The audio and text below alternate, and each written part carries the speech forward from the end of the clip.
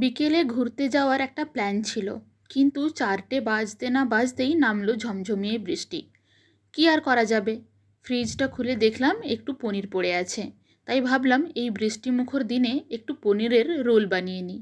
আমি বসে গেছি কাটাকাটিতে আর বৌদি বসে গেছে মাখামাখিতে। এদিকে মা হাতে বেল্ট বেঁধে সুপারভাইজারি করছিলেন। কিন্তু যাই হোক, মা হাত না লাগালে কোনো কাজেই কমপ্লিট হয় না।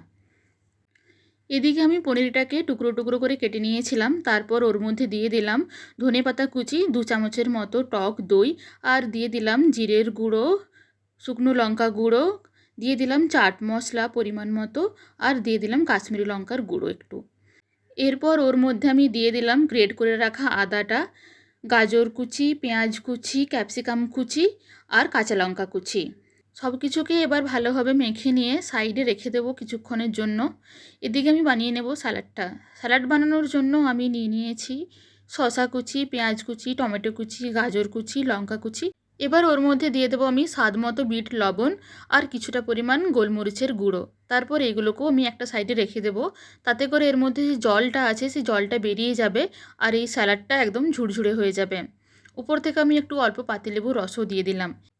এদিকে বৌদি বসে গেছে রুটিটা বেলতে। তো রুটিটা বেলার পর রুটিটাকে জড়ো করে এরকম একটা মণ্ড পাকিয়ে আরেকবার যদি রুটিটা বেলা হয় তাহলে রুটিটা বেশ সুন্দর খাস্তার মতো হয়।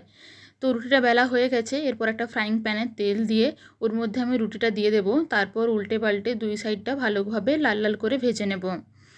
তো এই রুটিটা ভাজা হয়ে যাওয়ার পর ওই ফ্রাইং প্যানেই আমি দিয়ে দিয়েছি ওই আগের থেকে ম্যারিনেট করে রাখা পনিরটাকে ভালোভাবে একটু ভেজে নিতে হবে। আর এর মধ্যে আমি দিয়ে দিলাম স্বাদ মতো লবণ আর একটু টমেটো সস। তো পনিরটা আমার ভালোভাবে ভাজা হয়ে গেছে। এরপরে এই গরম গরম পনিরের স্টাফিংটা আমি ওই রুটির মধ্যে দিয়ে দিলাম।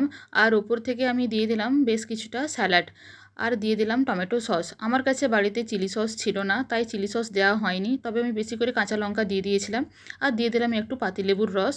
আরেকবার আমি উপর থেকে টমেটো সসটা দিয়ে দিলাম। তারপর ভালোভাবে 2 দিকটা ভালোভাবে যেভাবে রোল মোড়ে সেভাবে মুড়ে নিলাম। তারপর আবার কি, বাইরে ঝমঝম বৃষ্টি পড়ছে আর ঘরের মধ্যে বসে সবাই মিলে গল্প করতে করতে গরম গরম পনিরের রোলের স্বাদ নিলাম। তো ভিডিওটি তোমাদের কেমন লাগলো নিশ্চয়ই জানাবে। আর ভালো লাগলে লাইক, শেয়ার আর কমেন্ট করতে ভুলো না। ধন্যবাদ।